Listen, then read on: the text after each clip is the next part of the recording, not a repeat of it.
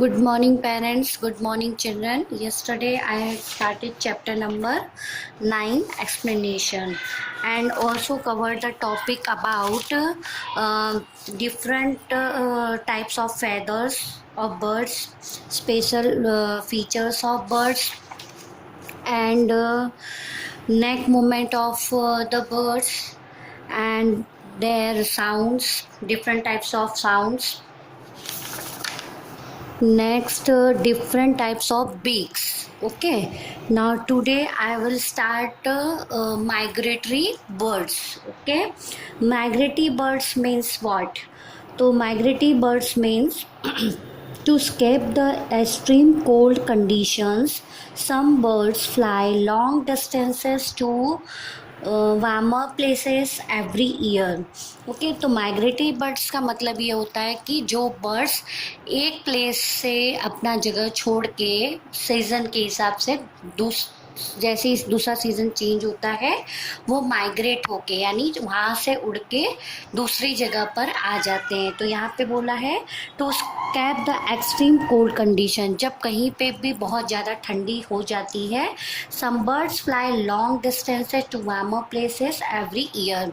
तो कुछ बर्ड्स ऐसे होते हैं जो हर साल अपने आप को गर्म देने के लिए, अपनी बॉडी को वो ठंडी से बचने के लिए और अपने आप को वार्म करने के लिए वो प्लेस छोड़कर बहुत दूर दूर तक उड़कर वो दूसरी प्लेस पर चले जाते हैं. Such birds are called migratory birds. ऐसे बर्ड्स को हम माइग्रेटरी बर्ड्स बोलते हैं. This movement of birds every year with change in season is called migration. ये जो बर्ड्स का मूवमेंट होता है ये हर साल होता है. कब? जब चेंज इन सीज़न, जब सीजन्स चेंज होते हैं. सपोज ठंडी आती है तो अभी ठंडी का सीज़न स्टार्ट हो रहा है. जब ठंडी बहुत ज़्यादा हो जाएगी तो कुछ बर्ड्स वो ठंडी वाली प्लेस को छोड़कर जहाँ पे नॉर्मल ठंडी होती वो प्लेस पर उड़कर चले जाते हैं. तो वो एक सीज़न में ही चेंज करते हैं. This with change in season is called migration. उनकी इस मूवमेंट की प्रोसेस को हम बोलते हैं migration. Some birds also move due to shortage of food or to reproduce. कुछ बर्ड्स ऐसे होते हैं जो शॉर्टेज ऑफ फूड, मतलब कि जहाँ पर वो रहते हैं वो जो भी खाते हैं उनको जो समय पे नहीं मिल पाता या उसकी कमी हो जाती है, बहुत समय तक उसकी शॉर्टेज रहती है.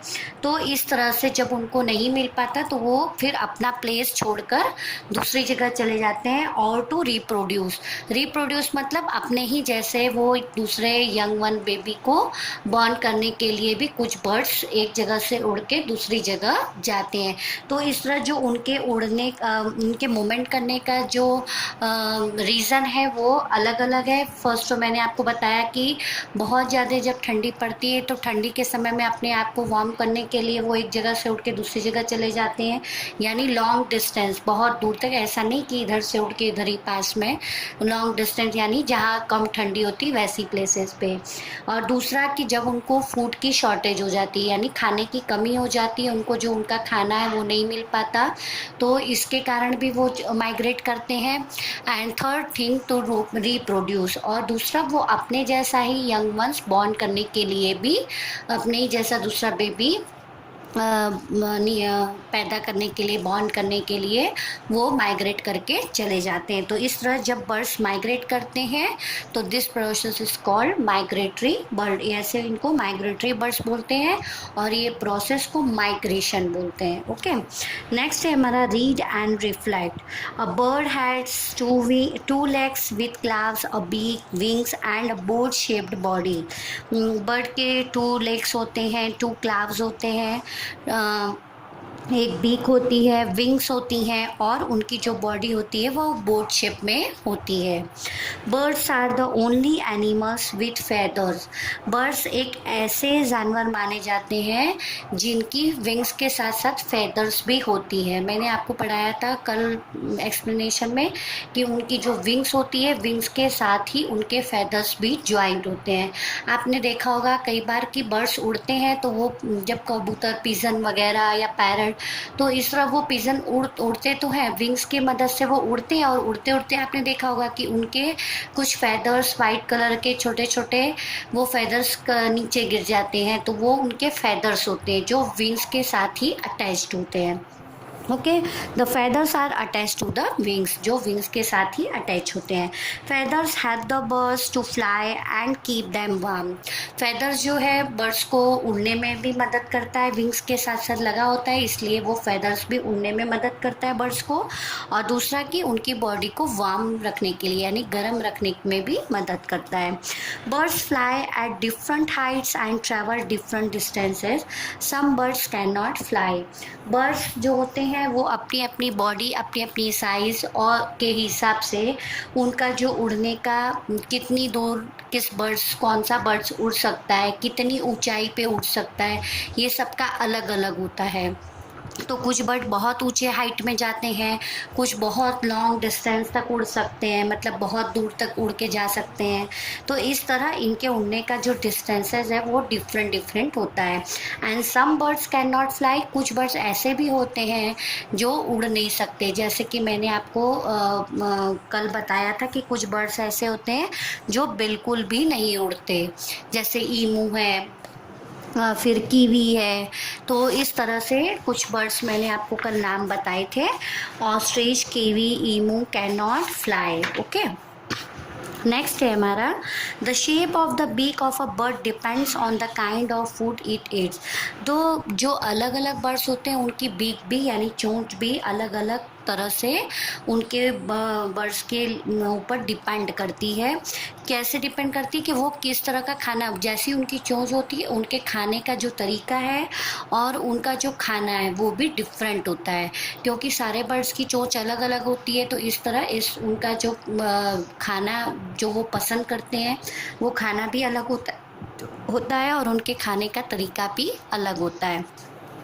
Some birds migrate every year to escape cold weather, shortage of food और to reproduce। कुछ बर्ड्स ऐसे होते हैं जो हर साल ठंडी से बचने के लिए माइग्रेट कर जाते हैं, यानी एक जगह से दूसरी जगह पे चले जाते हैं, और कुछ शॉर्टेज ऑफ फूड खाने की कमी के कारण भी, और कुछ अपने जैसे यंग वंस बॉर्न करने के लिए भी माइग्रेट करते हैं। ओके, तो यहाँ पे हमारा ये चैप्टर फिनिश हो रहा है। इसके रिलेटेड जो भी न्यू वर्ड्स हैं मैं आपको PDF फॉर्म में दे दूँगी, तो so you have to write 2 times in your notebook. Now let's start the exercise time. Question number 1. Here is a one question in grandma ask. Okay, grandma यहाँ पे पूछना चाहती है, birds eat insects and help to control their number. birds जो होती है वो मैंने आपको बताया था कि वो छोटे मोटे कीड़े मकोड़ों को खाती है, जिससे क्या होता है कि जो कीड़े मकोड़े होते हैं वो ज़्यादा से ज़्यादा उनकी संख्या बढ़ नहीं पाती है ना, जैसे कि बर्ड्स अधिकतर उन लोगों को छोटे मोटे कीड़े मकोड़ों को खा जाती है, जिसके कारण वो जो हर रोज़ जो वो बॉर्न करते हैं, पैदा होते हैं, तो वो ज़्यादा से ज़्यादा उनकी संख्या बढ़ नहीं पाती है, वो कंट्रोल में मेज़र में रहते हैं, एकदम माप में रहते हैं। They also help in spreading seeds and pollen grain. इस तरह बर्ड्स जो हैं वो कुछ ग्रेन्स भी खाते हैं, अनाज के दाने भी खाते हैं, सीड्स वगैरह भी खाते हैं, जिसकी वजह से जब वो खाते हैं तो खाने के बाद वो कुछ उनके जो सीड होते हैं या अनाज के दाने होते हैं वो उनकी चोंच से कभी इधर उधर गिर जाते हैं, कहीं खेत में या कहीं पे भी मिट्टी में गिर जाते हैं, जिसकी वजह से वहाँ पे न्यू प्लांट ग्रो करता है। तो यहाँ पे ग्रैंडमा ऐसा पूछना चाहती हैं, what will be the effect of caging birds. अगर हम बर्ड्स को केज करके रखते हैं यानी कि पिंजरे में बंद करके रखते हैं तो उसका क्या इफ़ेक्ट पड़ेगा, मतलब वो ये पूछना चाहती हैं कि बर्ड्स उनको इस तरह से हेल्प करते हैं, वो शीट को स्प्रेड करने में मदद करते हैं, इंसेक्ट्स ना बढ़े इसके लिए वो उसको खाते हैं, तो जिससे कि इंसेक्ट ज़्यादा से ज़्यादा नहीं बढ़ पाते, उनकी संख्या बढ़ नहीं पाती। तो अगर हम उनको केस करके रखते हैं तो उनके ऊपर क्या इफ़ेक्ट, इससे इफ़ेक्ट क्या असर पड़ सकता है। तो इसका मीन्स मैं यही कहना चाहती हूँ कि if we cage bird we will hamper सैंड शीट डिस्पर्सल। अगर हम उनको बंद करके रखेंगे, पिंजड़े में रखेंगे, तो इस तरह जो वो शीट को स्प्रेड करते हैं, यानी कि जो प्लांट्स, न्यू प्लांट्स उगने में जो शीट हमें चाहिए, वो शीट को यहाँ वहाँ उड़ाकर फेंकने में या खाते खाते झुंड से गिर जाता है, उसको स्प्रेड करने में जो बर्ड्स की हेल्प होती है वो नहीं हो पाएगी। दूसरा, it will also lead to an increase in the number of insect. और दूसरा क्या होगा कि बर्ड्स को अगर हम केज में रखेंगे तो वो इंसेक्ट्स को नहीं खा पाएंगे। उनको जब हम केज में रखते हैं तो हम अपने हिसाब से ही उनको ग्रेन्स या फ्रूट्स या कुछ वेजिटेबल्स उनको खाने के लिए देते हैं, तो इस तरह वो बाहर के इंसेक्ट्स को नहीं खा पाएंगे, जिसकी वजह से क्या होगा कि जो इंसेक्ट्स की जो वो है नंबर्स हैं वो बहुत ज़्यादा बढ़ जाएंगे। मतलब कि हम हमारे घर के आसपास यहाँ वहाँ छोटे मोटे कीड़े मकोड़ों की संख्या बहुत ज़्यादा बढ़ जाएगी, क्योंकि हमने बर्ड्स को तो पिंजरे में बंद कर दिया है, तो वो इंसेक्ट्स को नहीं खा रहे हैं, जिसकी वजह से उनकी इंसेक्ट की संख्या बढ़ सकती है। तो इसलिए हम ये दो जो हमें हेल्प होते हैं वो दो हेल्प हमें नहीं मिल पाएगी। So we will not cage the birds. हाँ, इसलिए बर्ड्स को हमें केस करके नहीं रखना चाहिए, रखेंगे हम आज के बाद, या we should not cage the birds, इसलिए हमें उनको नहीं रखना चाहिए और ना ही हम रखेंगे आगे। Okay, so now let's start the exercise time. Give 2 examples of birds of each kind. तो यहाँ पे हमारा एक्सरसाइज स्टार्ट हो रहा है। फर्स्ट है कैन नॉट फ्लाई। तो कैन नॉट फ्लाई में मैंने आपको बताया था ईमू, EMU, और दूसरा बताया था मैंने आप ऑस्ट्रिच लिख सकते हैं, पेंगुइन लिख सकते हैं, penguin.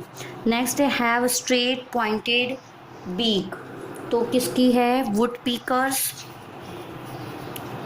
Would पीकर्स and hoopoe, HOOPOES।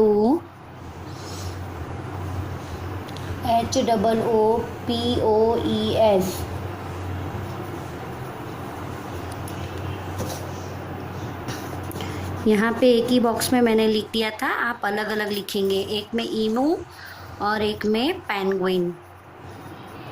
Okay, यहाँ पे woodpeckers and hoopoes. Okay, HOOPOES। Next है हैव शार्प हुक्ड बीक्स। तो हुक्ड बीक में आप क्या लिखेंगे? काइट और ईगल, काइट्स और ईगल्स। Fly short distances. तो शॉर्ट डिस्टेंसेस में कौन से बर्ड्स आएंगे? हैंस, बहुत थोड़ी दूर तक उड़ सकते हैं, हैंस एंड पीकॉक्स। नेक्स्ट है फ्लाई एट लो हाइट, मतलब एकदम नीचे ही नीचे की तरफ उड़ते हैं, बहुत ऊपर नहीं जाते, तो स्पैरोज और बुलबुल।